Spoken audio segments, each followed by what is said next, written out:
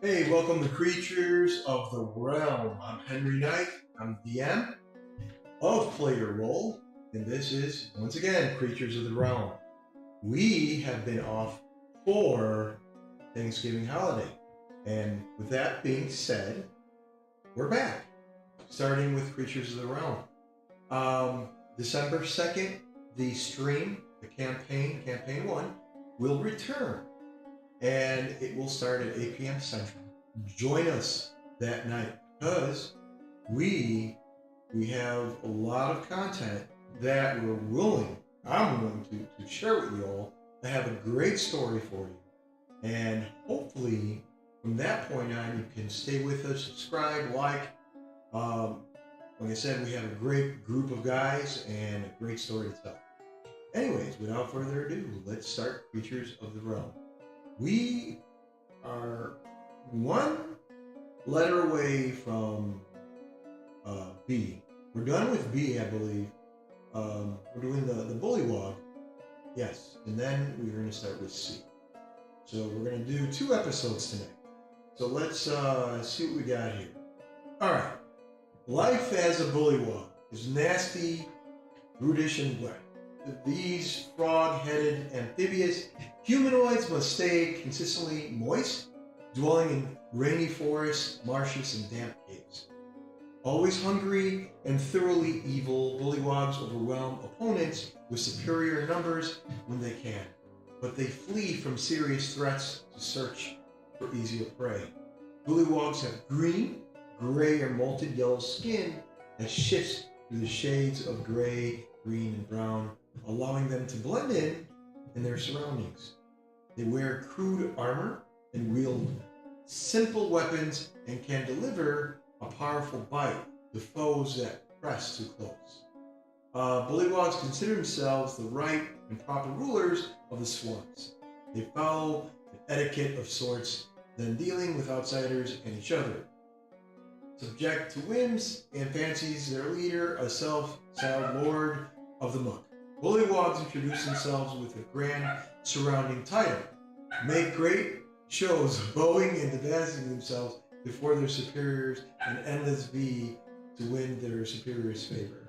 Bullywugs have 2 ways to advance among its kind. It can either murder its rivals, through it must take pains to keep its criminal deeds secret, or can find a treasure or magic item that present it to a tribute or a token of obedience to its lineage. Bullywugs that murders its rivals without cunning is likely to be executed, so it's more common for Bullywugs to stage raids against caravans and settlements with goals of securing precious items. With that, they are unruly. Diplomacy. Bullywugs love nothing more than lording over those who trespass on their territory. Their warriors attempt to capture intruders rather than simply slaying them. Captives are dragged before the king or queen, and bullywugs of usually large size are forced to beg for mercy.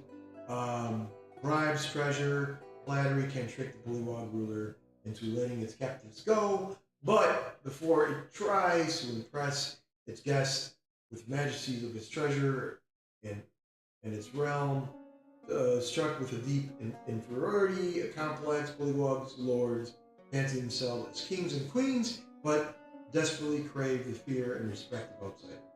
So, they are frogs.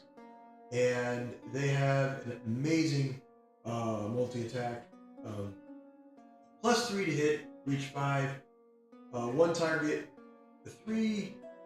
1d4 plus 1, bullywugs damage. Their spear is a +3 to hit, range 5 feet, range 20 to 60. They usually have spears and reachable weapons and so forth. For damage, 1d6 plus 1, piercing damage. The challenge rate is a 4th, 50 experience points. This is great for level 1 characters. So just remember, if you love these type of characters, these creatures. You can use them for your campaign. All I'm going to say is, as a DM, players are going to go into different areas, whether it's a cave, building. If you have your campaign set in this amazing cave structures, for example, they're going to go into the cave, or they may not. So you're going to have to come up with creatures, a setting, and up on your feet, because that's what a DM does.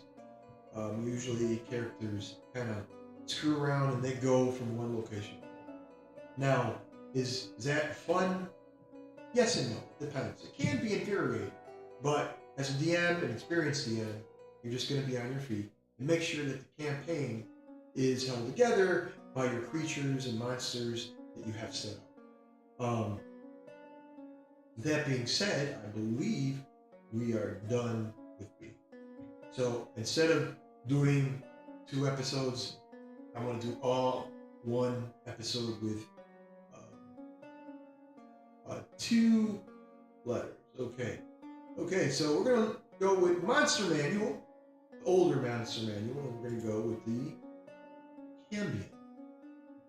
Cambion is an offspring of a fiend, usually a succubus or incubus. And humanoid, usually human, Cambions inherit aspects of both parents, but their horns or their wings, tails are hallmarks of their outerworldly parentage. Born to be bad, Cambions grow into ruthless adults with wickedness, perversions, horrifies even the most devoted mortal parent.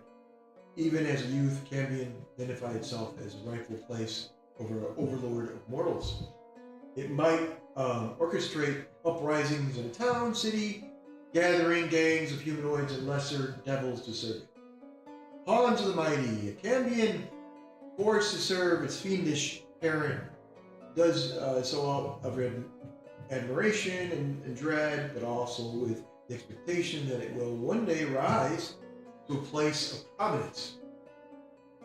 Cambions raised in the 9th hells serve as soldiers, personal attendants to greater devils. In the abyss, a Cambion carries only as much authority as it can muster through sheer strength and force of will. Cambion, they're medium fiends and evil element. They are red, protruding horns in their forehead, beady black eyes, humanoid. They have their wings outstretched behind the back, red as well. They also have a tail. They have a spear-looking or trident-looking weapon, and their armor is some kind of a plate or chainmail. It all depends on the look and feel that you want for your campaign. Or story. Cambions have an armor class of 19. And this particular Cambion is wearing scale mail. Hit points 82, and speed 30, flight 60.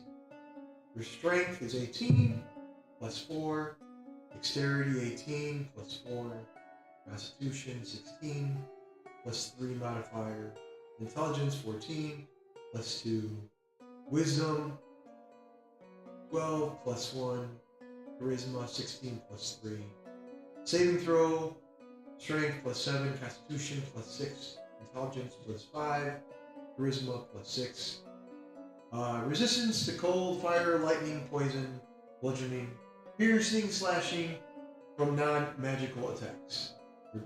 Usually dark vision 60 feet, passive perception 14, abyssal, common, and infernal.